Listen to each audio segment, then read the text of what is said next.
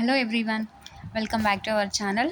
So ఈరోజైతే మనం తెలుగు క్లాసెస్లో భాగంగా 7th క్లాస్లోని 5th లెసన్ని డిస్కస్ చేసుకుందాం. సో ప్రీవియస్గా అయితే మనం 7th 1 2 3 4 లెసన్స్ కంప్లీట్ చేసుకున్నాం. ఇంకా అంతకంటే ముందు ప్రీవియస్ వీడియోస్లో 3 4 5 6 క్లాసెస్ కంప్లీట్ లెసన్స్, ఇతివృత్తాలు, ప్రక్రియలు, కవి పరిచయాలు, పాఠ్యాంశం వెనుక ఉండే అన్ని అంశాలు, వ్యాకరణ అంశాలు అన్నీ కూడా డిస్కస్ చేసుకుందాం. సో అండ్ సిలబస్ కూడా డిస్కస్ చేసుకోవడం జరిగింది, టెట్ పేపర్ 1ది కదా. ఎస్, దాని ప్రకారంగా మనం సిలబస్ కంప్లీట్ చేసేసుకుందాము విత్ గ్రామర్. ఓకేనా? ఎస్, ఇంకా మన ఛానల్ని ఫస్ట్ టైం చూసిన వాళ్ళు సబ్స్క్రైబ్ చేసుకోకపోతే ప్లీజ్ సబ్స్క్రైబ్ అండ్ ఒక చిన్న లైక్ అయితే ఇచ్చేసేయండి. అండ్ వీడియోని అయితే ఎక్కడా స్కిప్ చేయకుండా చూడండి, చాలా మంచి ఇన్ఫర్మేషన్ అండ్ మంచి యూస్ఫుల్ క్లాస్ ఉంటుంది. ఓకేనా? సో చూడండి, పద్య పరిమళం. ఓకేనా? ఇది ఏంటి అంటే పద్యరత్నాలు, నీతి పద్యాలు. సో ఇవన్నీ కూడా మనకు ప్రక్రియ ఏంటి అంటే శతకం. ఓకేనా? ఇతివృత్తం ఏంటి అంటే నైతిక విలువలు. ఓకేనా? సరే, ఇక్కడ పద్యం ఇచ్చారు చూడండి. తల నుండు విషము ఫణికిని వెలయంగాన్ దోంకనుండు వృశ్చికమునకున్ తల తోక ఎనకయుండును కలునకు నిలువెల్ల విషము గదరా సుమతి. ఓకేనా? సో అది కూడా ఒక నీతి పద్యమే. ఓకేనా? సో ఈ పాఠం ఉద్దేశం ఏంటి అంటే లోకంలో మంచి చెడులను, లోక ధర్మాలను, లోక రీతులను తెలియజేసి విద్యార్థుల్లో నైతిక విలువను పెంపొందించడం, వారిని ఉత్తమ పౌరులుగా తీర్చిదిద్దడం ఈ పాఠం ఉద్దేశం. ఓకేనా? మంచి చెడులు, లోక ధర్మాలు, లోక రీతులు ఇవన్నీ విద్యార్థులకు తెలియజేసేలా ఉండి అండ్ నైతిక విలువలు పెంపొందించడమే ఈ పాఠం ఉద్దేశం అన్నమాట. ఓకేనా? సో ఇక్కడ కవి, కాలం, రచన. సో ఎవరెవరు ఏ శతకాలు రచించారు అండ్ వారి కాలం ఏంటో చెప్పారు చూడండి. ఇక్కడ పోతన వచ్చేసి 15వ శతాబ్దం, రచన అంటే శతకం వచ్చేసి భాగవతం. ఓకేనా? పోతన భాగవతం. ఓకేనా? 15వ శతాబ్దం. నెక్స్ట్ పక్కి అప్పల నరసయ్య వచ్చేసి 16వ శతాబ్దం. అంటే కొన్ని బుక్స్లో 17 అని కూడా ఇచ్చింటారు, మీరు ఆప్షన్ని బట్టి గుర్తుపట్టాలన్నమాట. ఓకేనా? పక్కి అప్పల నరసయ్య 16వ శతాబ్దం లేదా 17. కుమార శతకం. ఓకేనా? కుమార శతకం. కుమార, కుమారి ఏది వచ్చినా కూడా పక్కి అప్పల నరసయ్య. ఓకేనా? నెక్స్ట్ మారద వెంకయ్య వచ్చేసి 16వ శతాబ్దం, భాస్కర శతకం. ఓకేనా? పోతులూరి వీరబ్రహ్మం, ఇతను కూడా 17వ శతాబ్దం, కాళికాంబ సప్తశతి. గువ్వల చెన్నడు కూడా 17వ శతాబ్దమే, గువ్వల చెన్న శతకం. ఓకేనా? ఏనుగు లక్ష్మణ కవి 17వ శతాబ్దం, సుభాషిత రత్నావళి. చుక్కాకోటి వీరభద్రమ్మ. సో ఈమె శతకం అంటే ఇక్కడ మనకున్న 9 మెంబర్స్లో చుక్కాకోటి వీరభద్రమ్మ ఒకటే మహిళ కదా. తను 20వ శతాబ్దం, నగజ శతకం. ఎలా గుర్తుపెట్టుకోవాలి? చుక్కా కోటి వీరభద్రమ్మ నగజ అంటే మహిళలకు కోటి నగలున్నా కూడా ఇంకా ఆశే. సో అలా గుర్తుపెట్టుకోండి, చుక్కా కోటి వీరభద్రమ్మ అంటే వీరభద్రమ్మకు కోటి నగలున్నా ఇంకా ఆశే. ఓకేనా అని గుర్తుపెట్టుకోండి. చుక్కా కోటి వీరభద్రమ్మ నగజా శతకం 20వ శతాబ్దం. ఓకేనా? గద్దల శామ్యూయల్, ఇతను కూడా 20వ శతాబ్దమే, హితోక్తి శతకం. ఓకేనా? నెక్స్ట్ జెండామాన్ ఇస్మాయిల్ 20వ శతాబ్దం, ఆంధ్రపుత్ర శతకం. ఓకేనా? జెండా అంటే మన దేశానికి సంబంధించిన వర్డ్ కదా, జెండామాన్ ఇస్మాయిల్. సో నేను ఏదో గుర్తుపెట్టుకోవడానికి చెప్తున్నాను. జెండా అంటే మన ఫ్లాగ్. ఆంధ్రపుత్ర, ఆంధ్ర అంటే మన స్టేట్. సో ఎలా రిలేట్ చేసుకుందాం వీటిని రెండింటిని? నాకైతే ఈ జెండా చూసిన వెంటనే ఆంధ్రపుత్ర శతకం గుర్తొస్తుంది, జెండామాన్ ఇస్మాయిల్. సో ఏంటో మరి ఆ జెండా మన ఇండియా, ఆంధ్ర వచ్చేసి మన స్టేట్. సో అలా రిలేట్ అయిందనమాట నాకు. సో మీకు ఎలా రిలేట్ అయితే మీరు అలా ఫాలో అవ్వండి, ఇది నచ్చితే ఇది కూడా ఫాలో అవ్వచ్చు. ఓకేనా? సో ఇదండి కవులు, రచనలు, వారి కాలాలు. సో ఇప్పుడైతే కవులు ఏం చెప్పారో చూద్దాం, ఏం పద్యాలు చెప్పారో చూద్దాం. క్షమగలిగిన సిరి గలుగును, క్షమగలిగిన వాని గలుగు సౌఖ్యములెల్లన్, క్షమగలుగన్ దోన వెంటనే కలుగును, క్షమగలిగిన మెచ్చు శౌరి సదయుండు తండ్రి. అవునా? ఆంధ్ర మహాభాగవతం అంటే ఎవరు? పోతన కదా. క్షమ కలిగిన సిరి కలుగును అంటే ఓర్పు సహనం. ఇక్కడ క్షమ అంటే ఓర్పు సహనం. ఓర్పు సహనం కలిగిన వారికి సిరి కలుగును అంటే ధనము డబ్బు ఉంటుంది. క్షమ కలిగిన వారి కలుగును సౌఖ్యము అంటే సౌఖ్యము అంటే కంఫర్ట్ అంటే ఏంటి మనకేం కావాలో అది సౌఖ్యం అంటాం కదా అది. క్షమ కలుగందోన వెంటనే క్షమ కలుగందోన కలుగును అంటే క్షమ అనేది అంటే ఓర్పు గల వారికి వెంటనే ఇవన్నీ సౌఖ్యం సిరి ఇవన్నీ కూడా కలుగుతాయి. క్షమ కలిగిన మెచ్చు శౌరి సదయుండు తండ్రి. ఓకేనా. సో ఇదన్నమాట. ఒకటేసారి భావం కూడా చూసేద్దాము, ఇక్కడే మనకు బాగా అర్థమైపోతుంది. ఓకేనా. సో చూడండి భావం చూడండి. ఓ తండ్రి, ఓర్పు కలిగి ఉంటే సంపద కలుగుతుంది. ఓర్పు అంటే విద్య అబ్బుతుంది. ఓర్పు ఉంటే విద్య అబ్బుతుంది. ఓర్పు ఉంటే సుఖములన్నీ కలుగుతాయి. సౌఖ్యం అంటే సుఖములు. ఓకేనా. సహనం కలిగి ఉంటే దయామయుడైన శ్రీహరి కూడా సంతోషిస్తాడు. ఓకేనా.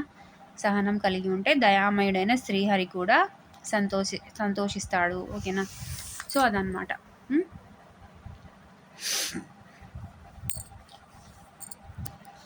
నెక్స్ట్ పద్యం వచ్చేసి ఎవరు చెప్పారు అది అంటే ఆంధ్ర మహాభాగవతంలో పోతన. ఓకేనా.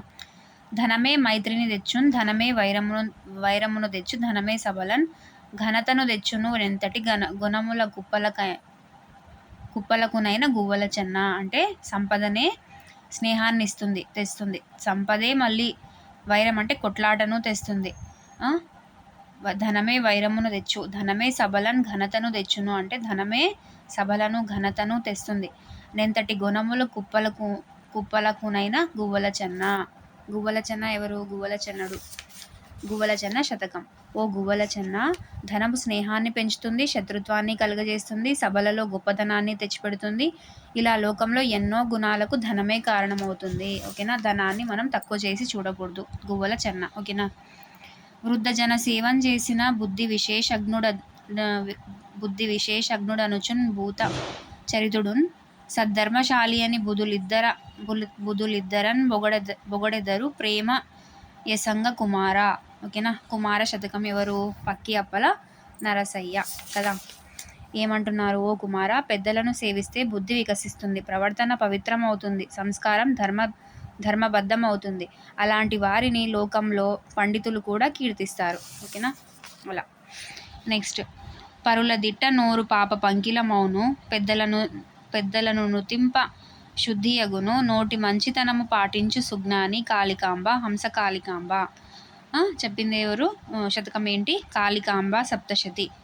ఇతనెవరు? పోతులూరి వీరబ్రహ్మేంద్ర స్వామి కదా. పరులు తిట్ట నోరు పంకిలమౌను అంటే పరులను తిడితే నోరు పంకిలం అంటే బురద అవుతుంది. పెద్దలను నుతింప శుద్ధియగును అంటే పెద్దలను నుతింప. పావం చూద్దాము.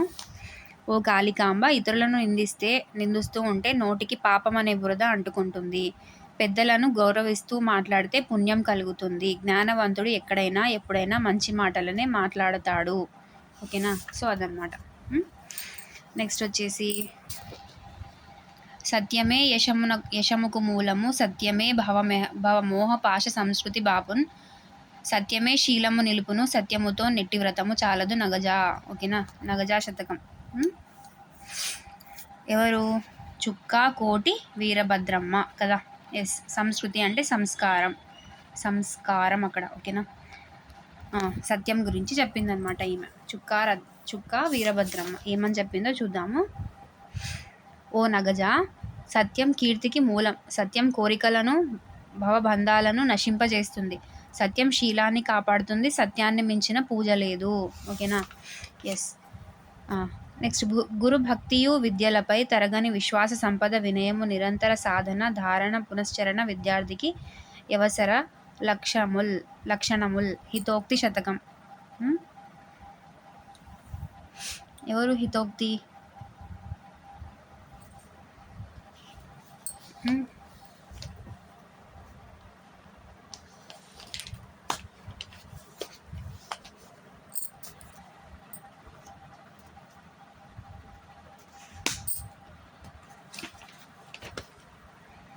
హితోక్తి శతకం గద్దల శామ్యూల్. ఎస్.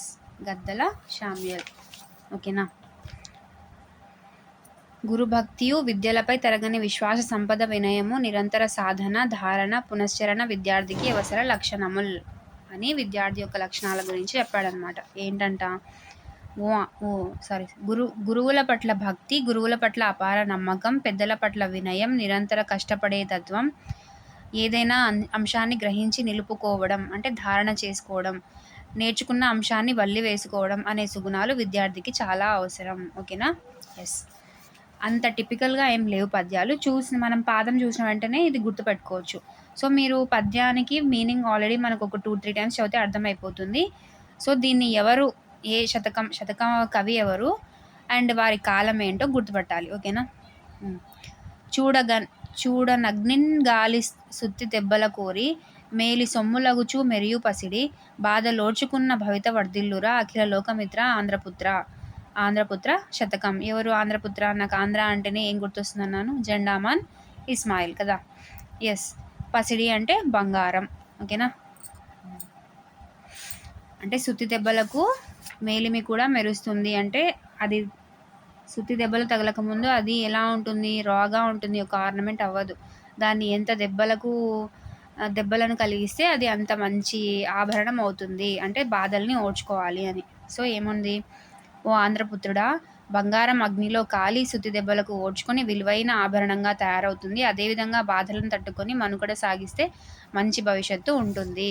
ఓకేనా. Yes, next. చేసిన దుష్ట చేష్ట నది చెప్పక నేర్పునం గప్పిపుచ్చి తా మూసిన ఎంతటన్ బయలు ముట్టక యుండదదెట్లు రాగిపై మూసిన బంగరుం చెదిరి రాగిపై పూసిన బంగారం చెదిరి పోవడంగిన వాడు నాటికిన్ దాసిన రాగి గానపడదా జనులెల్ల రేఖుంగా భాస్కర. ఓకేనా. ఇది భాస్కర శతకం. ఏంటంట, ఓ భాస్కర, ఎంత రహస్యంగా ఉంచినా చేసిన చెడ్డ పని బయటపడక మానదు. రాగిపై ఉన్న బంగారంతో ఎంత చక్కగా ఊత పూసినా క్రమంగా బంగారం అరిగిపోయిన కొలది రాగి బయటపడుతుంది కదా. సో మన రియల్ క్యారెక్టర్ ఎప్పుడైనా బయటపడుతుంది, చెడు అనేది ఎప్పటికైనా బయటపడుతుంది అనేది ఈ పద్యం సారాంశం. కరమున నిత్య దానమును ముఖంబున సూనృతవాణి యౌదలం గురుచరణాభివాదన మకుంఠిత వీర్యము దోర్యుగంబునన్ వరహృదయంబునన్ విషదవర్తన మంచిత విద్య వీనులన్ సురుచిరభూషణంబులివి శూరులకున్ సిరిలేని ఎప్పుడున్. సుభాషిత రత్నావళి. ఎవరు? ఏనుగు లక్ష్మణ కవి. ఎస్, ఏమంటున్నాడినా, చేతులతో నిత్యం దానం చేయడం, ఎప్పుడూ సత్యాన్నే మాట్లాడడం, గురువు పాదాలకు తలవంచి నమస్కరించడం, తిరుగులేని విజయాన్ని కలిగించే భుజబలం కలిగి ఉండడం, నిర్మలమైన మనస్సును కలిగి ఉండడం, చెవులతో శాస్త్రాలు వినడం అనే ఈ గుణాలు మహాత్ములకు ఐశ్వర్యం లేని సమయంలో కూడా మంచి అలంకారాలుగా ప్రకాశిస్తాయి అని చెప్తున్నారనమాట. ఓకేనా. ఎవరు చెప్పింది? ఏనుగు లక్ష్మణ కవి కదా. సో శతకం అంటే ఏంటి అంటే 100 పద్యాల రచనను శతకం అంటారు. మకుట నియమం, సంఖ్యా నియమం, చందో నియమం, ముక్తకం శతక పద్యాల లక్షణాలు. శతక పద్యాల లక్షణాలు ఏంటి? మకుట నియమం, సంఖ్యా నియమం, చందో నియమం, ముక్తకం. సో ఇవన్నీ కూడా ముక్తకం ఇవన్నీ కూడా శతక పద్య లక్షణాలు. సో వీటిలో ఏ పద్యానికి ఆ పద్యమే స్వతంత్ర భావం కలిగి ఉంటుంది. శతక పద్యాలు మానవ జీవిత మూలాలను తెలియజేస్తాయి. ఓకేనా. ఎస్, సో ఇది శతకం అంటే.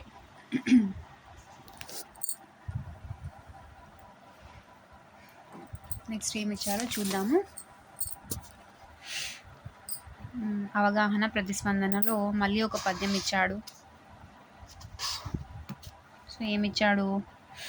చందమామ ఇచ్చు చల్లని వెన్నెల, తేనెటీగ ఇచ్చు తీపి మధువు, మనిషివైన నీవు మరి ఏమి తక్కువ, మంచి మాటలు ఎప్పుడు మరవవద్దు. సో మంచి మాటలే మాట్లాడాలి. నెక్స్ట్ సృజనాత్మకత కింద క్వశ్చన్స్ ఇచ్చాడు.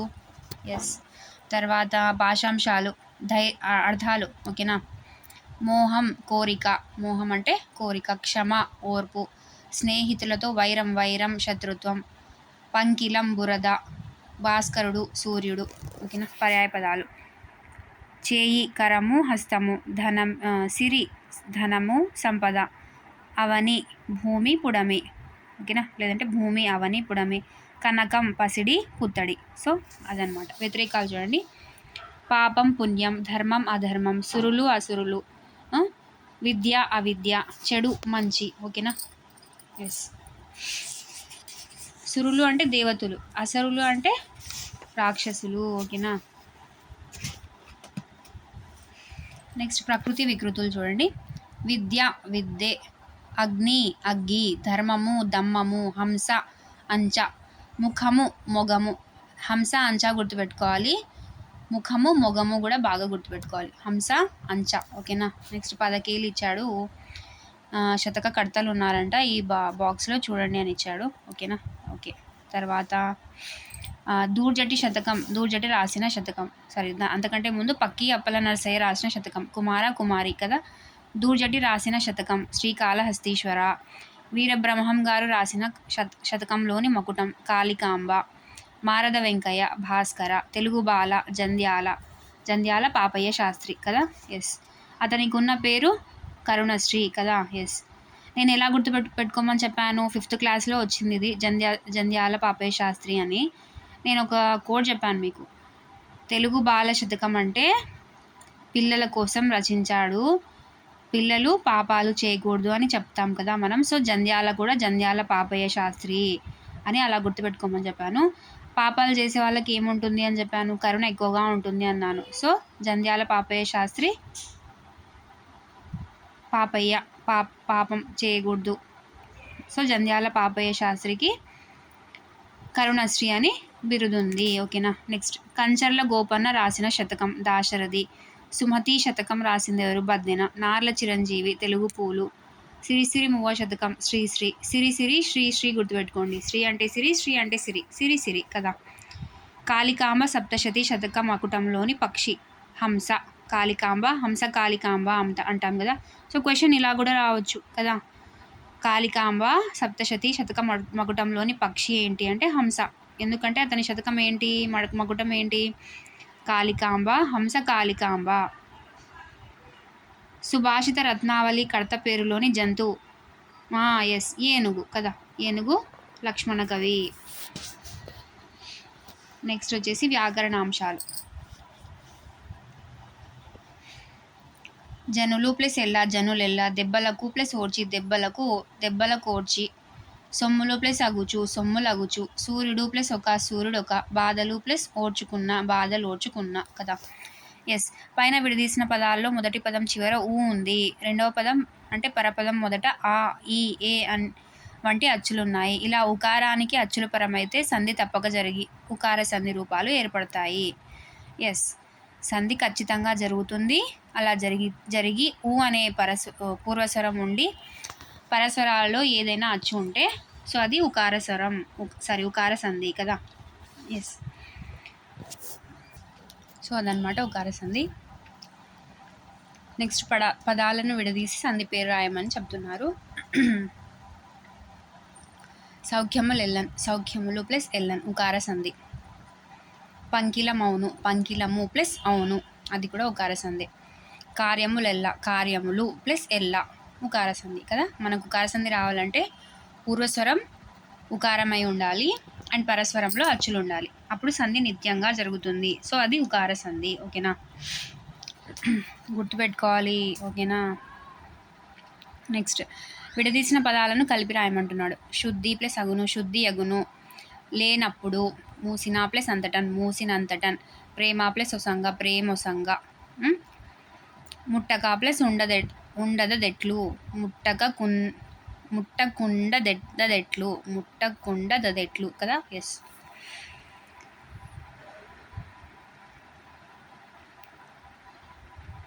కాదు సారీ, ఇక్కడ ఎడాగమ సంధి కదా, సో అలా రాకూడదు. శుద్ధి అగును అంటే శుద్ధి అగును, లేని అప్పుడు, మూసిన ఎంతటన్, ప్రేమ యొసంగా, ముట్టక యుండదెట్లు. సో ఇక్కడ విడదీసిన పదాల్లో మొదటి పదం చివర ఆ ఈ వంటి అచ్చులున్నాయి.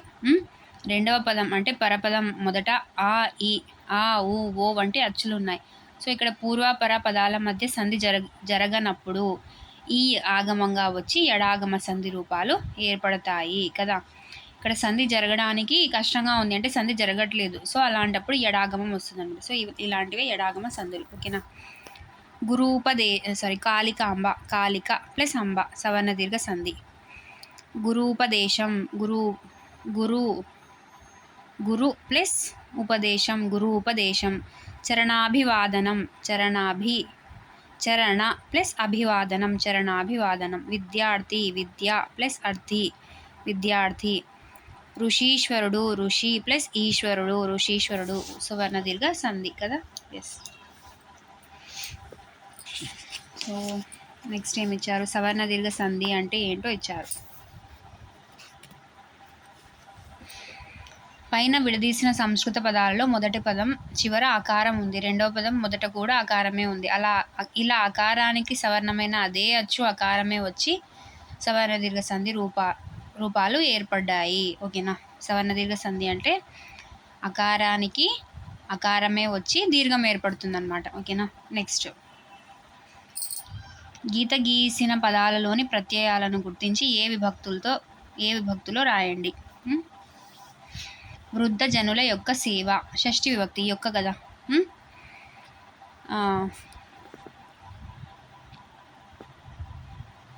కిన్కున్ యొక్క లోన్ లోపల షష్ఠి విభక్తి.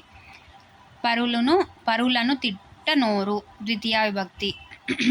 ను కదా. నిన్ను లన్ కూర్చి గురించి. సుత్తి దెబ్బలకు ఓడ్చు, ఇది కూడా షష్ఠి. కిన్కున్ యొక్క లోన్ లోపల. గురువు యందు భక్తి, యందు. అందున్నన్ అంటే యందు కదా సప్తమి. ఓ ఆంధ్రపుత్రుడా మేలుకో, ఓ అవ్యయి. విద్య చేత వర్ధిల్లుము, చేతన్ తోడంతో తృతీయ కదా. వృక్షము అవనిని రక్షించును, నిన్ను కదా ద్వితీయ. క్షమ వలన సిరి కలుగును, వలనన్ కంటెన్ పట్టి పంచమి. పరుల కొరకు జీవించును, కొరకున్కై చతుర్థి విభక్తి. ఎస్. ఆగమం అంటే ఏంటో చూద్దాం. ఇక్కడ గీత గీసిన పదాలు. మాయమ్మ వంట రుచికరంగా చేస్తుంది, దుక్కిటెద్దు రంకె వేసింది, పిల్లల మనసు చిగురుటాకు వంటిది, సుమతి గుణవంతురాలు, గంగవ్వ బీదరాలు. ఓకేనా. బీదరాలు, బీద ప్లస్ ఆలు, బీదరాలు. మాయమ్మ, మా ప్లస్ అమ్మ, మాయమ్మ కదా. నెక్స్ట్, చిగురుటాకు, చిగురు ప్లస్ ఆకు, చిగురుటాకు. గుణవంతురాలు,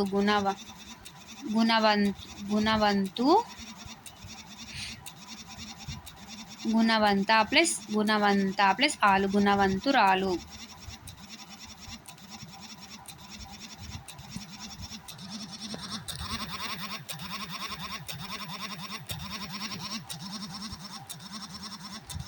పై ఉదాహరణలో పూర్వపర స్వరాలకు మధ్యలో ట్ ర్ అదనంగా వచ్చి చేరుతున్న ఇలా చేరడాన్ని ఆగమం అంటారు. ఓకేనా.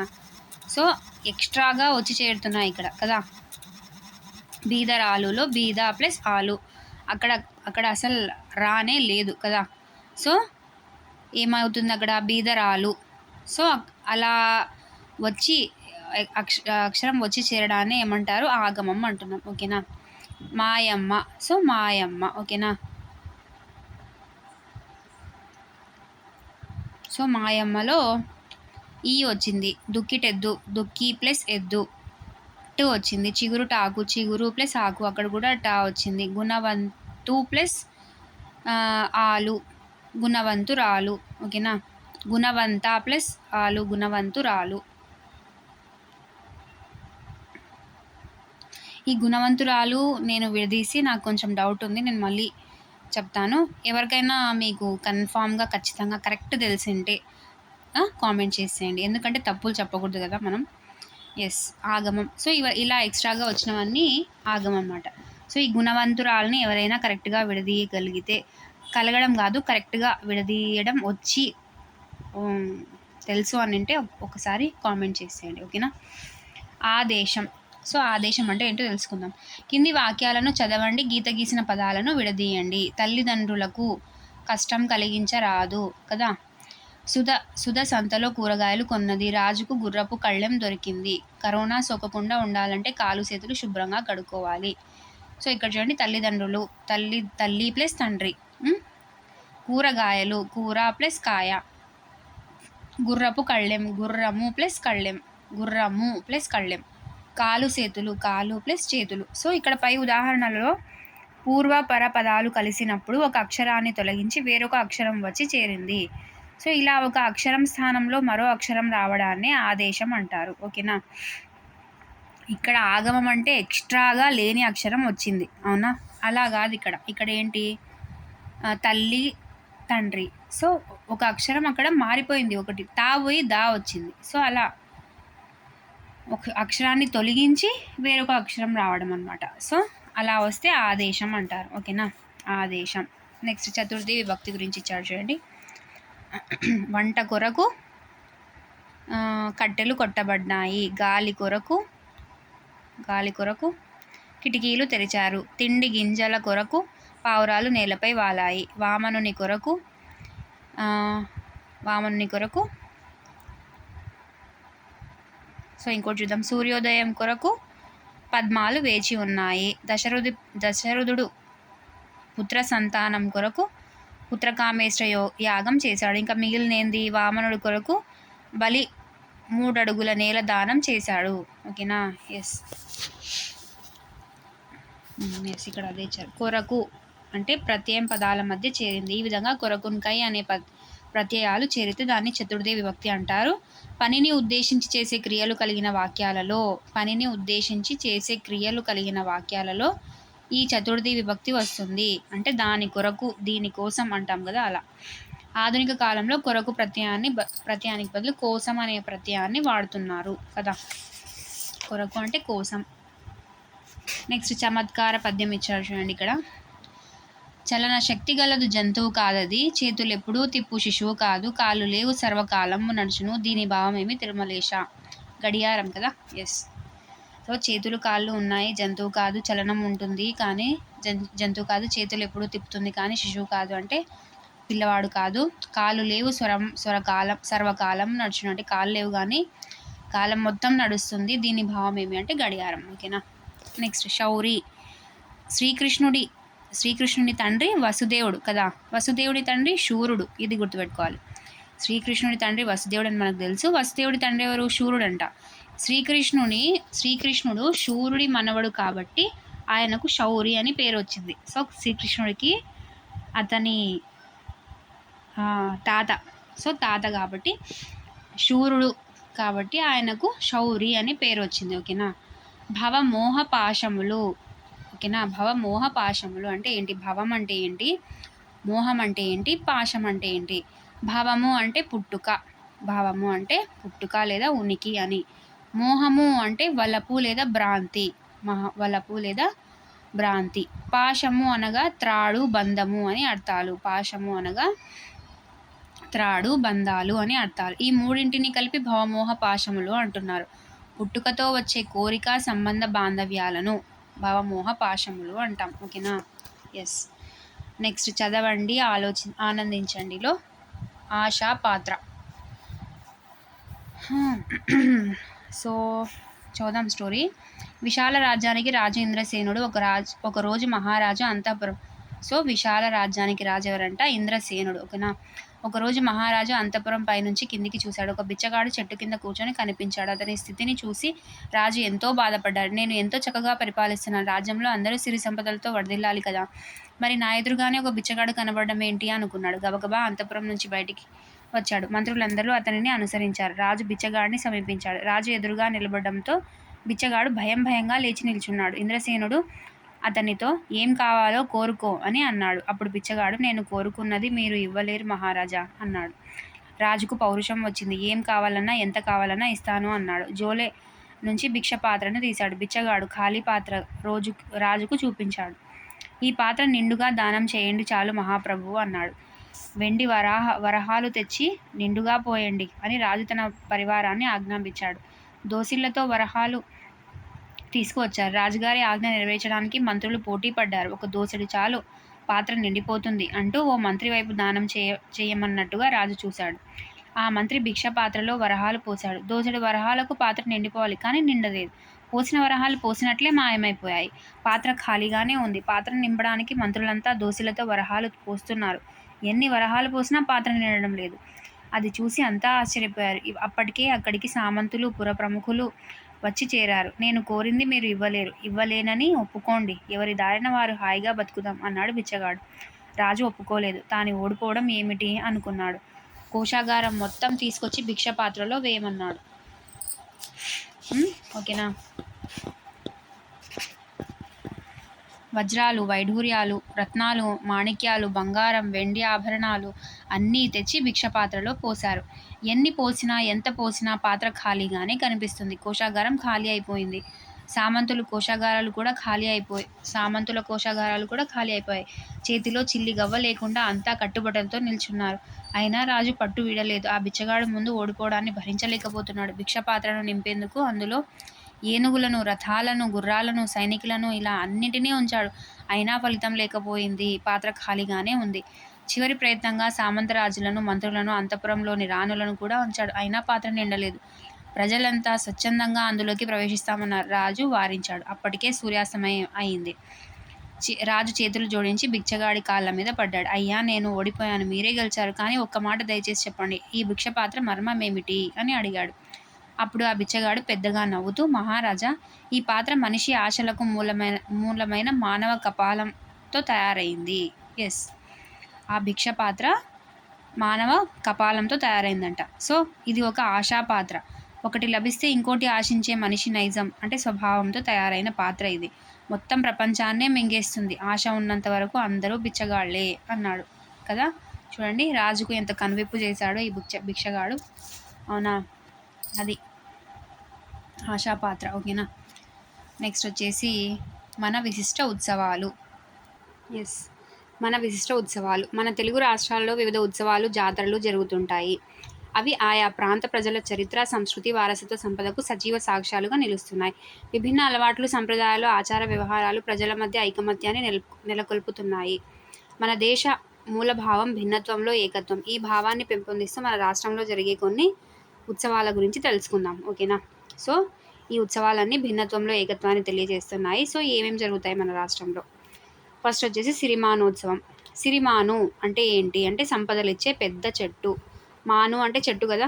సిరిమాను అంటే సిరి సంపదలిచ్చే పెద్ద చెట్టు అని గుర్తుపెట్టుకోండి. ఓకేనా. పైడితల్లి అమ్మవారు ఉత్తరాంధ్ర ప్రజల ఇలవేల్పు. ఓకేనా. నార్త్ సైడ్ పైడితల్లి అమ్మవారు ఉత్తరాంధ్ర ప్రజల ఇలవేల్పు. ఓకేనా. ఉత్తర మన ఆంధ్రప్రదేశ్లో ఉత్తర భాగంలో. సో ఆ అమ్మవారి సిరిమానోత్సవం విజయనగరంలో జరుగుతుంది. ఓకేనా. విజయనగరంలో ఈ సిరిమానోత్సవం జరుగుతుంది. ఈ ఉత్సవంలో మన రాష్ట్రంతో పాటు ఇతర రాష్ట్రాల నుండి కూడా లక్షలాది మంది భక్తులు పాల్గొంటారు. పైడితల్లి అమ్మవారి జాతరలో భాగంగా జరిగే ఈ సిరిమానోత్సవంలో అంటే ఈ జాతర అనమాట, పైడితల్లి అమ్మవారి జాతరలో సిరిమానోత్సవం అనేది జరుగుతుంది. ఓకేనా. సో ఈ సిరిమానోత్సవంలో చారిత్రక అంశాలు మిళితమై ఉన్నాయి. ఏంటంట అది? ఒకసారి విజయనగరాన్ని పరిపాలించే విజయ రామరాజు యుద్ధానికి సిద్ధమవుతాడు. ఎవరంట? విజయ రామరాజు. ఎవరితను అంటే విజయనగరాన్ని పరిపాలించే రాజు. యుద్ధానికి వెళ్ళవద్దని అతని చెల్లెలు పైడిమాంబ బ్రతిమాలింది. సో విజయ రామరాజు చెల్లెలు ఎవరు? పైడిమాంబ. అతను యుద్ధానికి వెళ్తుంటే వద్దు అని చెప్పిందనమాట తన చెల్లి. అయినప్పటికీ చెల్లెలు మాట పెడిచెవిన పడతాడు. యుద్ధానికి వెళ్తాడు. యుద్ధరంగంలో ఉన్న అన్నని చూడడానికి పైడిమాంబ బయలుదేరుతుంది. అక్కడికి చేరేలోపే తాండ్ర పాపారాయుడి చేతిలో తన అన్న హతమయ్యాడని వార్త తెలిసి స్పృహ కోల్పోతుంది. పరిచారికలు పరిచర్యలు చేశాక పైడిమాంబ కోలుకుంటుంది. తన అన్న లేకుండా తాను జీవించలేనంటుంది. అక్కడే ఉన్న పెద్ద చెరువులో ఆత్మార్పణం చేసుకుంటుంది. కొంతకాలానికి స్నేహితురాళ్లకు కలలో కనిపిస్తుంది. పెద్ద చెరువులో తాను విగ్రహమై వెలుస్తానంటుంది. కొలను వెలికితీసి గుడి కట్టాలని చెప్పింది. దాంతో బెస్తవారు వలలతో గాలించి అమ్మవారి విగ్రహాన్ని బయటకు తీశారు. సో ఈ విజయనగరాన్ని పరిపాలించే విజయరామరాజు ఎవరి చేతిలో ఓడిపోయాడంట? తాండ్ర పాపారాయుడి చేతిలో. సో విజయరామరాజు చెల్లెలు ఎవరు? పైడిమాంబ. సో తను వద్దు అన్నా సరే యుద్ధానికి వెళ్ళి తాండ్ర పాపారాయుడి చేతిలో చనిపోతాడు. ఆ విషయం తెలిసి స్పృహ కోల్పోయి మళ్ళీ స్పృహ నుంచి బయటకు వచ్చేసి తాను తన అన్న లేకుండా జీవించలేను అనేసి తను కూడా ఒక పెద్ద చెరువులో ఆత్మార్పణం చేసుకుంటుంది. సో కొంతకాలానికి ఆ పైడిమాంబ స్నేహితురాళ్ళ కలలో వస్తుందన్నమాట. ఎవరు? ఈ పైడిమాంబ. పెద్ద చెరువులో తాను విగ్రహమై వెలుస్తానంటుంది. ఆ ఏదైతే చెరువులో తను ఆత్మార్పణం చేసుకుందో ఆ చెరువులోనే మళ్ళీ తను విగ్రహంగా వెలుస్తాను అని చెప్తుందనమాట. ఓకేనా. తనకు గుడి కట్టి తనను వెలికి తీసి గుడి కట్టాలని చెప్పిందనమాట. సో బెస్తవారు వలలతో గాలించి అమ్మవారి విగ్రహాన్ని బయటికి తీస్తారు. చెరువు గట్టుపై పైడిమాంబ విగ్రహాన్ని ప్రతిష్ఠిస్తాంట. అంటే తను చెప్పినట్లుగానే విగ్రహ రూపంలో వస్తుందన్నమాట. ఓకేనా. విజయదశమి అంటే దసరా తర్వాత వచ్చే మొదటి మంగళవారం నాడు విగ్రహ ప్రతిష్ఠ చేస్తారు.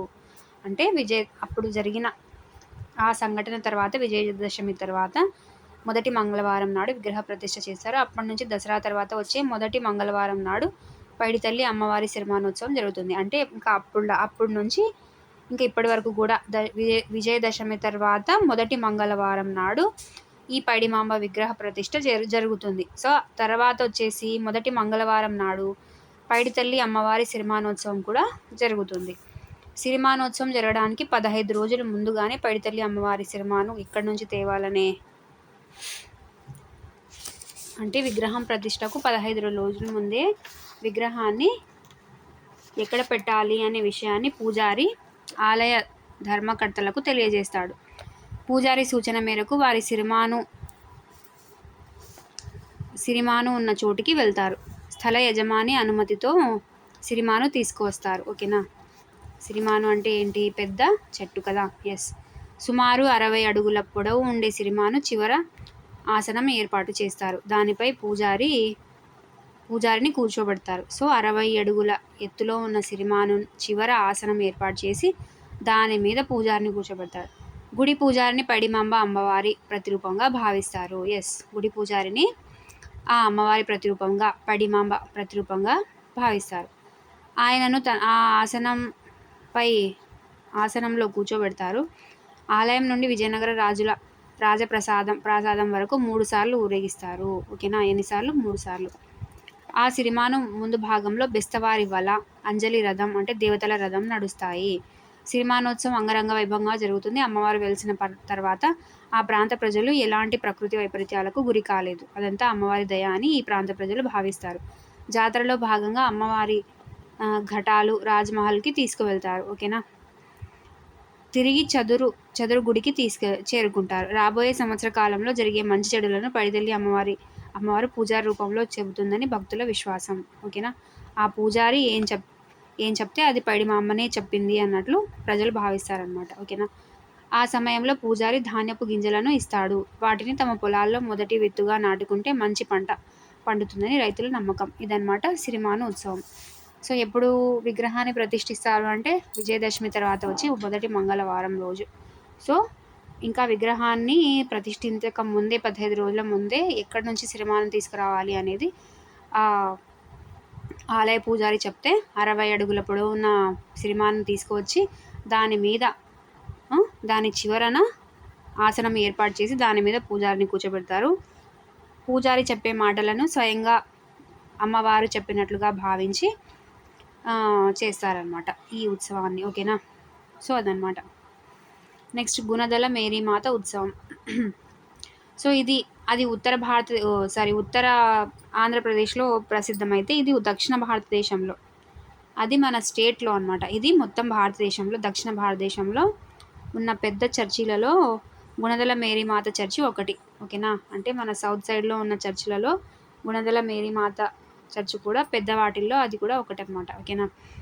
ఇక్కడ ఫ్రాన్స్ దేశంలో లూర్దు నగరం చర్చిలో ఉన్న మేరీమాత విగ్రహాన్ని పోలిన విగ్రహం ఉంది. ఓకేనా. ఇది గుహలో ఉంటుంది. విజయవాడ సమీపంలోని గుణదల చర్చిలో కూడా మేరీమాత విగ్రహం కొండ గుహలోనే ఉంటుంది. సో గుణదల మేరీమాత ఉత్సవం ఎక్కడ జరుగుతుంది? విజయవాడలోనే జరుగుతుంది కదా. ప్రతి సంవత్సరం ఫిబ్రవరి 9, 10, 11 ఎప్పుడంట 9, 10, 11 తేదీలలో గుణదల మేరీమాత ఉత్సవాలు జరుగుతాయి. So every year February 9, 10, 11. ఈ ఉత్సవాల వెనుక ఒక కథ ఉంది. లూర్దు నగర శివారులో ఉన్న కొండ దిగువకు వంట చెరకు ఏరుకోవడానికి బెర్నాడెట్ అనే బాలిక వెళ్ళింది. సో కథ అన్నమాట ఇది. ఎందుకు ఈ ఉత్సవం వచ్చింది అంటే లూర్దు అనే నగరంలో శివారులో ఉన్న కొండ దిగువన వంట చెరకు ఏరుకోవడానికి బెర్నాడెట్ అనే బాలిక వెళ్ళింది. ఆమెకు మేరీమాత ఒక స్త్రీ రూపంలో దర్శనమిచ్చింది, మాట్లాడింది. ఆ బాలిక ఇదే విషయం తల్లితోనూ ఇతరులను చెప్పింది. అది విని అందరూ ఆశ్చర్యపోయారు. మేరీమాత కనిపించిన ఫిబ్రవరి 11వ తేదీని గుర్తు చేసుకుంటూ ప్రతి సంవత్సరం అక్కడ మేరీమాత ఉత్సవాలు జరుగుతాయి. సో ఎవరికి కనిపించింది మేరీమాత? బెర్నాడెట్ అనే బాలికకు కనిపించింది. ఓకేనా. గుణదలలో కూడా 1924 నుండి ప్రతి సంవత్సరం ఫిబ్రవరి 11న మేరీమాత ఉత్సవాలు జరుగుతున్నాయి. ఓకేనా. గుణదలలో కూడా ఎప్పటి నుంచి జరుగుతున్నాయి అంటే 1924 నుండి ప్రతి సంవత్సరం ఫిబ్రవరి 11న జరుగుతున్నాయి. ఓకేనా. సో 1924 సంవత్సరంలో బ్రిటిష్ ప్రభుత్వం గుణదలలో సెయింట్ జోసెఫ్ ఇన్స్టిట్యూట్ అనే అనాథ శరణాలయం ఏర్పాటు చేసింది. సో 1924లో బ్రిటిష్ ప్రభుత్వం గుణదలలో సెయింట్ జోసెఫ్స్ ఇన్స్టిట్యూట్ అనే అనాథ శరణాలయాన్ని ఏర్పాటు చేసిందనమాట. ఇటలీకి చెందిన ఫాదర్ పి ఆర్లాటి దానికి రెక్టార్గా నియమితుడయ్యాడు. ఆయన అదే సంవత్సరం గుణదల కొండపై ఉన్న గుహలో మేరీమాత విగ్రహాన్ని నెలకొల్పాడు. అప్పటి నుండి మేరీమాత పూజలు అందుకుంటుంది. సో ఓకేనా. ఎస్. తర్వాత 1946లో అప్పటి చర్చి ఫాదర్ బియాంకి ఇతరులు కలిసి నూతన మేరీమాత విగ్రహాన్ని బలిపీఠాన్ని నిర్మించదలిచారు. ఓకేనా. 1946లో అప్పటి చర్చి ఫాదర్ బియాంకి మరియు ఇతరులు కలిసి ఆ మేరీమాత విగ్రహాన్ని బలిపీఠాన్ని నిర్మించారన్నమాట. అత్యవసరంగా ఫాదర్ బియాంకి ఇటలీకి వెళ్ళాడు. మిగిలిన వాళ్ళు చర్చి నిర్మాణాన్ని కొనసాగించారు. అకస్మాత్తుగా వచ్చిన వరదల్లో అప్పటి వరకు సిద్ధమైన నిర్మాణాలన్నీ కొట్టుకుపోయినాయి. ఓకేనా.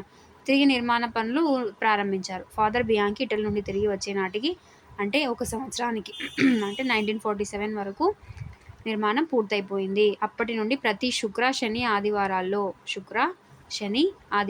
క్రిస్మస్, జనవరి 1, గుడ్ ఫ్రైడే వంటి క్రైస్తవ పర్వదినాల్లోనూ ప్రజలు మేరీమాతను దర్శించుకొని దీవెనలు పొందుతారు. ఓకేనా.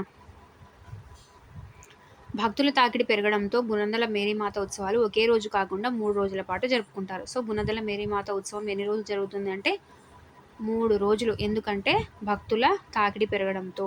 ఈ ఉత్సవాలు లక్షలాదిగా భక్తులు హాజరవుతారు ఉత్సవాలకు. కొండ వద్ద సహజ సిద్ధంగా ఏర్పడ్డ గుహ నుండి కొండపై నిర్మించిన శిలువకు ఇప్పుడు మెట్ల మార్గాన్ని అభివృద్ధి చేశారు. ఈ కాలిబాటలో క్రైస్తవులు పవిత్రంగా భావించే వయా డోలరోసా అనే 14 స్థలాల విశిష్టతను తెలిపే క్రీస్తు జీవిత ఘట్టాలను ఏర్పాటు చేశారు. ఓకేనా. సో కాలిబాట అంటే వెళ్ళే వాళ్ళకు ఆహ్లాదంగా ఉండడానికి క్రైస్తవులకు పవిత్రంగా భావించే వయా డోలరోసా అనే 14 స్థలాల విశిష్టతను అంటే క్రీస్తు జీవిత ఘట్టాలను తెలిపేలాగా ఏర్పాటు చేశారు. నవంబర్ నుండి డిసెంబర్ వరకు జరిగే ప్రత్యేక ప్రార్థనలకు రాష్ట్రం నలుమూలల నుండి క్రైస్తవ భక్తులు వేలాదిగా వస్తారు. ఓకేనా. సో ఇది గుణదల మేరీమాత ఉత్సవం ఎప్పుడు జరుగుతుంది అంటే ఫిబ్రవరి 9, 10, 11. ఎక్కడ అంటే విజయవాడ. ఓకేనా. ఎస్. కోటప్పకొండ ప్రభల తిరునాళ్ళు ఆంధ్రప్రదేశ్లో ప్రసిద్ధి చెందిన శైవ క్షేత్రాల్లో కోటప్పకొండ ఒకటి. ఇది గుంటూరు జిల్లాలోని నరసరావుపేట సమీపంలో ఉంది. సో ఇది ఎక్కడ ఉందంట? కోటప్పకొండ, గుంటూరు. ఓకేనా. గుంటూరులోని నరసరావుపేట. ఇది ఎల్లమంద కొండ కావురుకు మధ్య గల పర్వత ప్రాంతం.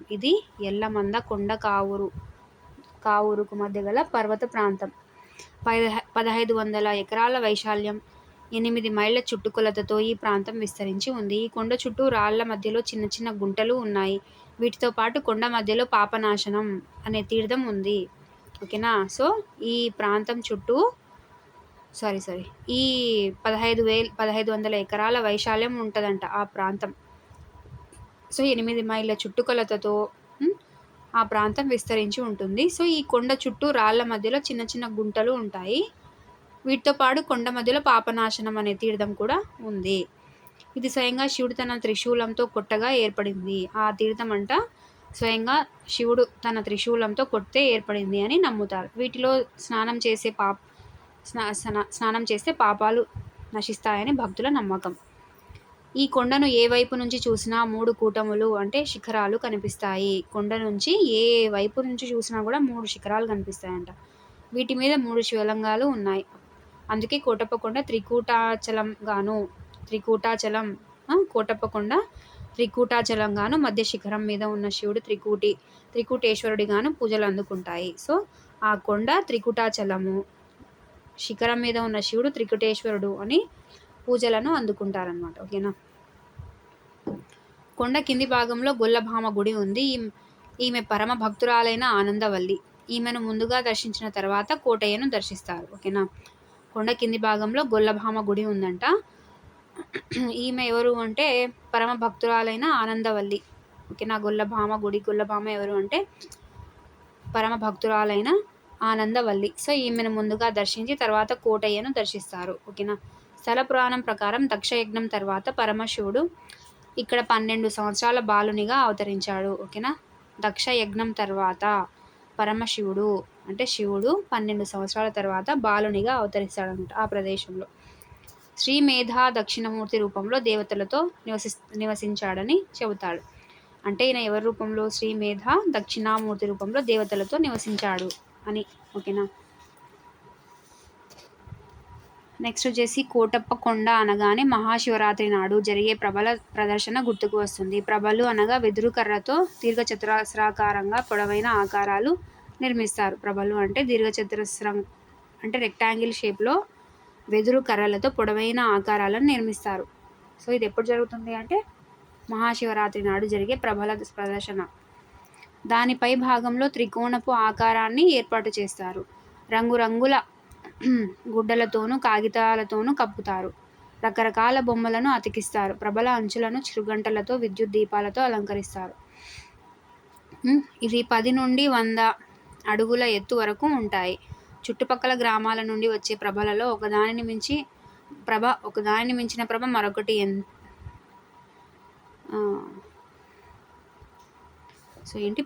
ప్రభ మరొకటి ఎంతో ఎత్తైనది. ఓకేనా. చూడండి ఇక్కడ ఏంటంట, ఫస్ట్ వెదురు కర్రలతో దీర్ఘచతురస్రాకారంగా పొడవైన ఆకారాలను నిర్మిస్తారు. తర్వాత ఏం చేస్తారు? పై భాగంలో త్రికోణపు ఆకారం ఏర్పాటు చేస్తారు అంటే ట్రయాంగిల్. తర్వాత రంగురంగుల గుడ్డలతో కాగితాలతోనూ కప్పుతారు. రకరకాల బొమ్మలను అతికిస్తారు. ప్రభల అంచులను చిరుగంటలతో విద్యుత్ దీపాలతో కూడా అలంకరిస్తారు. ఇవి 10 నుండి 100 అడుగుల ఎత్తు వరకు ఉంటాయి. సో ఈ ప్రభలు ఎన్ని అడుగుల ఎత్తుల వరకు ఉంటాయంటే 10 నుండి 100 అడుగుల వరకు. చుట్టుపక్కల గ్రామాల నుండి వచ్చే ప్రభలలో ఒక దానిని మించిన ప్రభ మరొకటి ఎంతో ఎత్తైనది. ఓకేనా.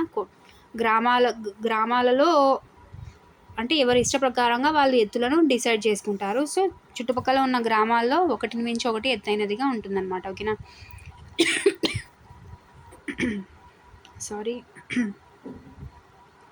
సో చుట్టుపక్కల ఉన్న గ్రామాల్లో ప్రభలు అనేవి ఒకటిని మించి ఒకటి ఎత్తైనదిగా ఉంటాయన్నమాట. ఓకేనా. సో వీటిని ఏం చేస్తారంటే ఎడ్ల బండ్లపైన ట్రాక్టర్ల పైన ఉంచి మేళ తాళాల మధ్య కొండ వరకు ఊరేగింపుగా తీసుకువస్తారు. ఓకేనా. మొక్కుబడులు ఉన్నవారు ఏం చేస్తారు? చిన్న ప్రభలను తమ భుజాలపై ఉంచుకొని కొండ చుట్టూ ప్రదక్షిణ చేస్తారనమాట. ఓకేనా. ప్రజలు ఆయా గ్రామాల నుండి ఊరేగింపు వచ్చేటప్పుడు స్త్రీలు కడవలతో వారు పోస్తారు. ఊరేగింపుగా ప్రభలు వచ్చినప్పుడు స్త్రీలు ఏం చేస్తారు?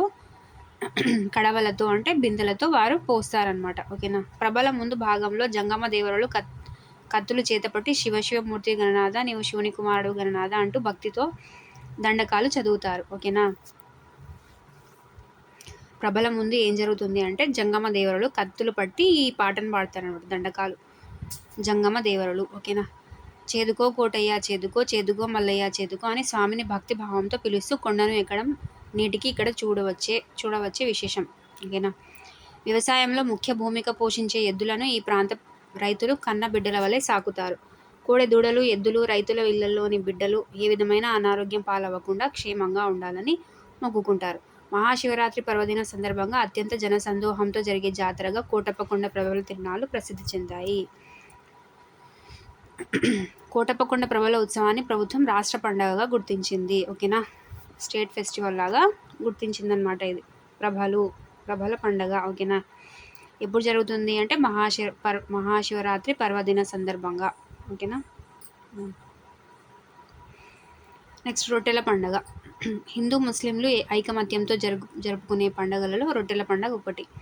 ఇది నెల్లూరులో ఉన్న స్వర్ణాల చెరువు వద్ద జరుగుతుంది. ఎక్కడంట?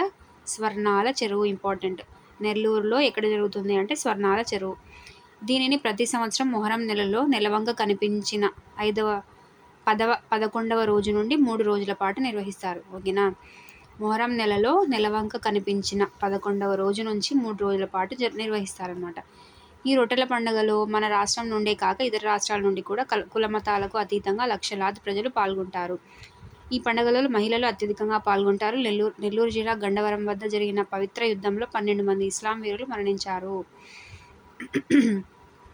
ఈ పండగ ప్రాముఖ్యం ఏంటి? ఈ రొట్టెల పండుగ అంటే ఇక్కడ మహిళలు ఎక్కువగా పాల్గొంటారంట.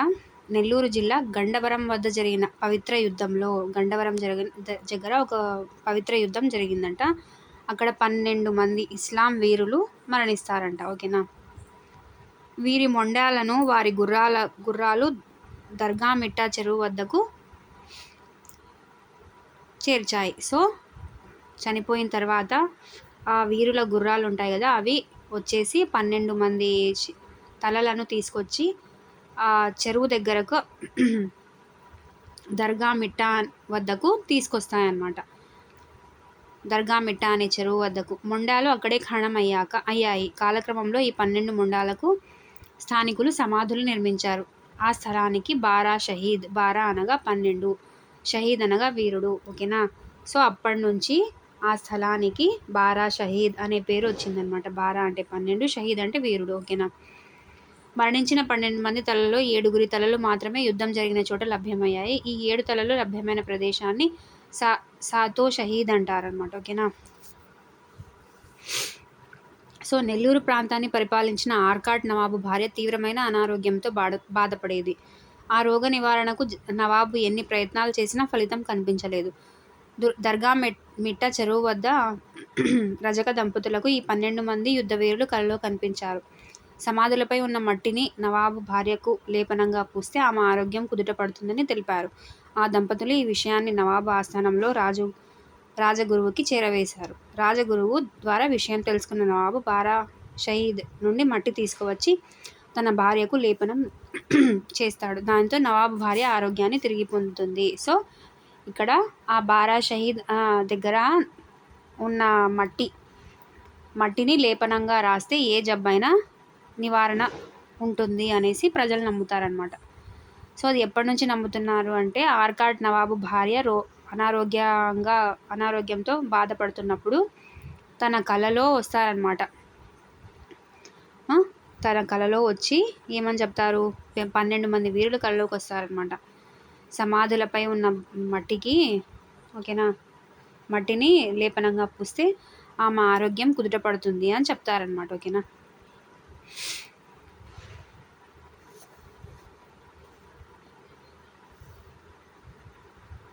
సో కలలో ఎవరికి కలలో వస్తారు అంటే దర్గా మిట్ట చెరువు వద్ద రజక దంపతులకు.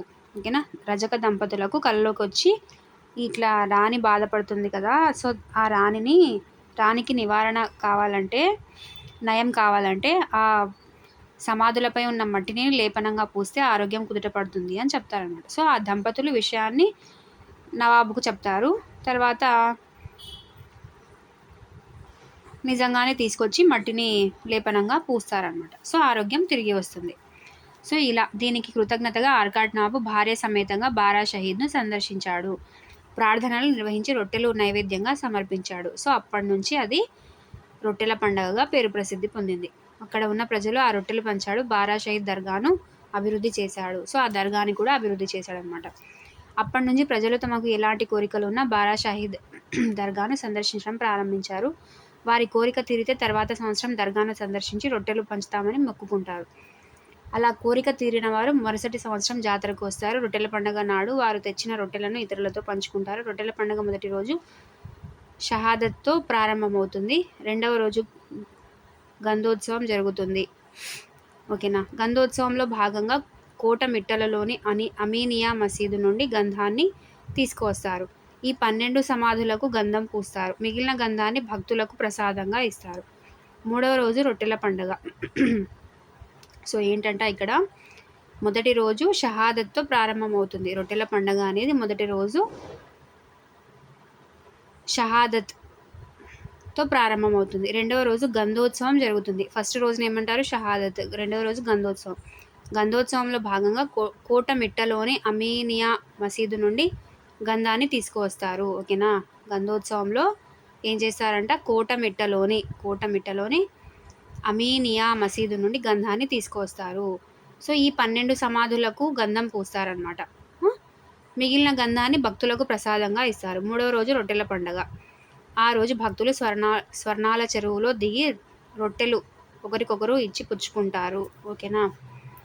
సో నెక్స్ట్ అహోబిలం పార్వేట ఉత్సవం. హరినామమే కడు ఆనందకరము అని నిత్యము తనని పూజించు భక్తుడు ప్రహ్లాదుని రక్షించడానికి శ్రీ మహావిష్ణువు నరసింహునిగా అహోబిలంలో అవతరించాడు. ఓకేనా. హరినామమే కడు ఆనందకరము అని నిత్యం పూజించే భక్తుడు ఎవరు అంటే ప్రహ్లాదుని రక్షించడానికి శ్రీ మహావిష్ణువు నరసింహునిగా అహోబిలంలో అవతరిస్తాడనమాట. ఓకేనా. అహోబిలం ఎక్కడ ఉంది అంటే కర్నూలు జిల్లాలో ఉంది. స్వామివారి రూపాన్ని చూసి దేవదానవులు అహోబలం అని ఆశ్చర్యపోయారనమాట. అంటే స్వామి రూపాన్ని, అంటే నరసింహస్వామి రూపాన్ని చూసి అహోబలం అని ఆశ్చర్యపోయారు. అదే కాలక్రమేణా అహోబిలం అనే పేరుతో స్థిరపడింది. సో ఇక్కడ కొలువైన నరసింహస్వామి వారి దేవేరి చెంచులక్ష్మి, ఇక్కడ కొలువైన నరసింహస్వామి వారి దేవేరి చెంచులక్ష్మి అనమాట. ఓకేనా. ప్రతి సంవత్సరం ఫాల్గుణ శుద్ధ పౌర్ణమి నాడు నరసింహుని కళ్యాణోత్సవం వైభవంగా జరుగుతుంది. ఓకేనా. ప్రతి దేవాలయంలోని కళ్యాణోత్సవం జరగడం ఆనవాయితీగా వస్తుంది. కానీ అహోబిలంలో జరిగే కళ్యాణోత్సవానికి ఒక ప్రత్యేకత ఉంది. సంక్రాంతి వరకు దేవాలయంలో ఉన్న స్వామివారు కనుమనాడు ఉత్సవమూర్తిగా దేవాలయం వెలుపలకి వస్తారు. సో ఇది ఎప్పుడు జరుగుతుంది అంటే సంక్రాంతి అప్పుడు. ఈ క్రమంలో అహోబిలం చుట్టుపక్కల ఉన్న 35 గ్రామాల్లో 41 రోజుల పాటు ప్రతి ఇంటిని సందర్శిస్తాడు. ఓకేనా. అహోబిలం చుట్టుపక్కల ఉన్న 35 గ్రామాలలో 41 రోజుల పాటు ప్రతి ఇంటిని ఈ స్వామి సందర్శిస్తాడనమాట. ఫాల్గుణ శుద్ధ పౌర్ణమి నాడు జరిగే తన కళ్యాణోత్సవానికి రమ్మని ప్రజలను ఆహ్వానిస్తాడనమాట. ఓకేనా.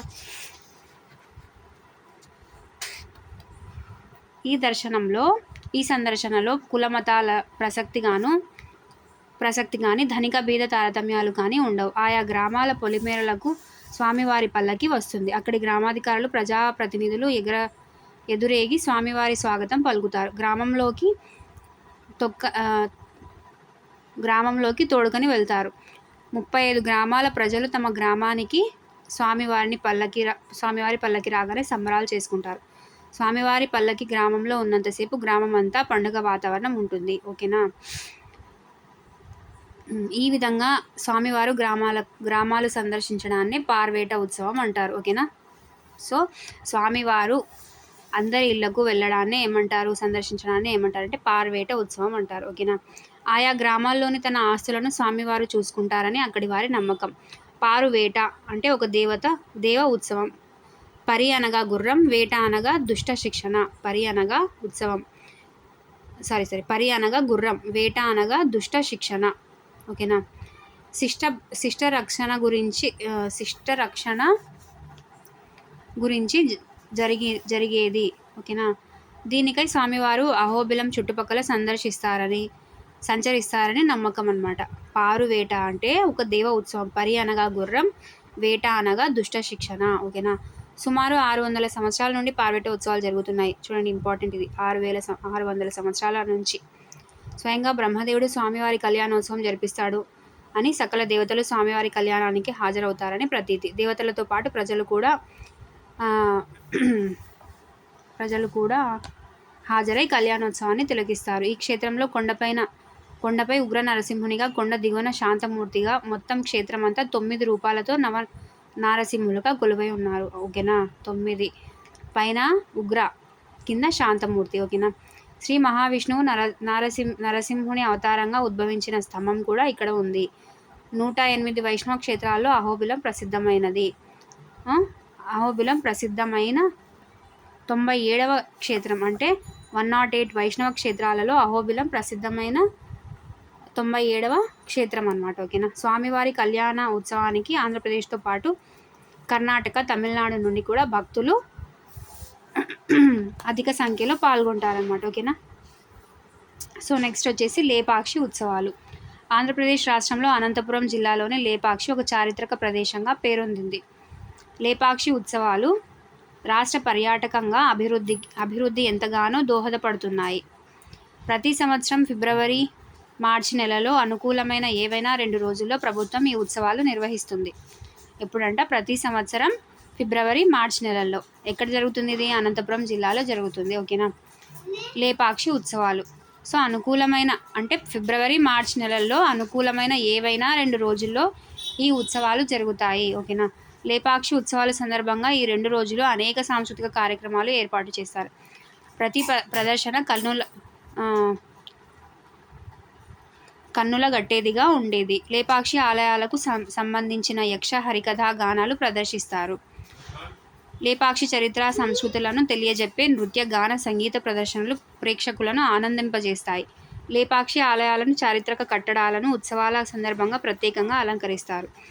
విజయనగర రాజులు తమ పరిపాలన కాలంలో అక్కడ ఎన్నో ఆలయాలు, కట్టడాలు నిర్మించారు. లేపాక్షి పట్టణంలోకి ప్రవేశించేటప్పుడు దేశంలోనే అతిపెద్ద ఏకశిలా నంది విగ్రహం చూడవచ్చు. ఇది టీవీగా పర్యాటకులకు ఆహ్వానం పలుకుతున్నట్లు ఉంటుంది. దీన్నే లేపాక్షి బసవయ్య అంటారు. ఇది 8.1 మీటర్ల పొడవు, 4.5 మీటర్ల ఎత్తు కలిగి ఉంటుంది. ఈ బసవయ్య మెడలో పూసల హారాలు, గంటలు ఉంటాయి. సో బసవయ్య మెడలో పూసల హారాలు, గంటలు ఉంటాయి. సో ఇది పొడవు ఎంత? 8.1 మీటర్స్ పొడవు, ఎత్తు వచ్చేసి 4.5 మీటర్ల ఎత్తు. ఓకేనా? బసవయ్య విగ్రహం రక్కించిన చెవులతో లేచి ఉరకబోవడానికి కాళ్లను సరిచేసుకుంటున్న భంగిమతో ఉంటుంది. మెడలో గల హారంలో వేలాడే 2 గరుడ పక్షులు, వాటి ముక్కున వేలాడే ఏనుగులు ఉంటాయి. ఇది ఆనాటి శిల్పుల అద్భుత శిల్పకళా సౌందర్యానికి ప్రతీక అని చెప్పవచ్చు. ఓకేనా? ప్రముఖ కవి అడవి బాపిరాజు లేపాక్షి బసవన్నను ఉద్దేశించి రాసిన గేయం ఏంటది? ఎవరంట? ప్రముఖ కవి అడవి బాపిరాజు. లేపాక్షి బసవయ్య లేచి రావయ్య, కైలాస శిఖరిలా కదిలి రావయ్య అనేది ఎవరు రాశారంటే అడవి బాపిరాజు. ఎవరి గురించి? బసవయ్య గురించి. ఓకేనా? ఇది చాలా ప్రసిద్ధి చెందింది. ఈ విగ్రహానికి సమీపంలోనే మధ్యయుగం నాటి నిర్మాణ కళతో కూడిన వీరభద్రస్వామి ఆలయం కూడా ఉంది. దీన్నే లేపాక్షి ఆలయం అంటారు. ఈ ఆలయం ఆధ్యాత్మికంగా ఎంతో ప్రత్యేకత సంతరించుకుంది. శివకేశవులకు భేదం లేదని చెబుతూ శివకేశవులను ఎదురెదురుగా ప్రతిష్ఠించారు. ఇక్కడ వెలసిన మూల విరాట్ వీరభద్రుడు. ఇదే ఆలయంలో స్తంభంపై దుర్గాదేవి విగ్రహం ఉంటుంది. గణపతి, నాగేంద్రుని పెద్ద రాతి విగ్రహాలు పర్యాటకులను ఆకర్షిస్తుంటాయి.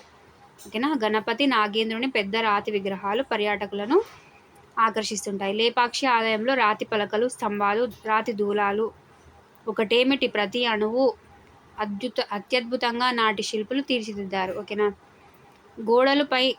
గోడలు పైకప్పులపై చిత్రించిన వర్ణ చిత్రాలు అప్పటి చిత్రకారుల కళా నైపుణ్యానికి దర్పణం పడతాయి. ఆలయంలో చిత్రించిన రామాయణం, మహాభారతం, శివపురాణం, శివపార్వతుల కళ్యాణం, దశావతారాలు మొదలైన చిత్రాలు చూసి తీరవలసిందే. ఇక్కడ ప్రతి నిర్మాణం రాతితో నిర్మించినదే. వేలాడే రాతి స్తంభం ఇక్కడ మరొక ప్రత్యేకత. సో అక్కడ ఆలయంలో చిత్రించిన రామాయణం, మహాభారతం, శివపురాణం, సో శివపార్వతుల కళ్యాణం, దశావతారాలు ఇవన్నీ చిత్రాలు ఉన్నాయన్నమాట. సో ఇక్కడ ప్రతి నిర్మాణం రాతితో నిర్మించినారు. వేలాడే రాతి స్తంభం ఇది ఇక్కడ ఒక ప్రత్యేకత అన్నమాట. లేపాక్షి చూడదగిన చారిత్రక ప్రదేశం అనడంలో ఎలాంటి సందేహం లేదు. అందుకే రాష్ట్ర ప్రభుత్వం ఏటా లేపాక్షి ఉత్సవాలు నిర్వహిస్తుంది. ఓకేనా? ఎప్పుడు? ఫిబ్రవరి, మార్చి నెలల్లో అనుకూలమైన ఏవైనా 2 రోజులు. ఓకేనా? సో ఇక్కడ సృజనాత్మక కింద ప్రశ్నలు ఇచ్చారు. నెక్స్ట్ పద విజ్ఞానం కింద అర్థాలు ఇచ్చారు కదా, అర్థాలు. ఓకేనా? సో ఈ అర్థాల దగ్గర నుంచి సెమిస్టర్ 2 నెక్స్ట్ వీడియోలో కంటిన్యూ చేసేద్దాము. ఓకేనా? సో ఇంకా మన ఛానల్ని సబ్స్క్రైబ్ చేసుకోకపోతే సబ్స్క్రైబ్ చేసుకోండి. ప్లీజ్ ఒక లైక్ ఇచ్చేసేయండి. యూస్ఫుల్ వీడియో అనిపిస్తే షేర్ చేయండి. ఖచ్చితంగా మీ ఫీడ్బ్యాక్ని కామెంట్ రూపంలో తెలియజేయండి. ఓకేనా? Thank you for watching.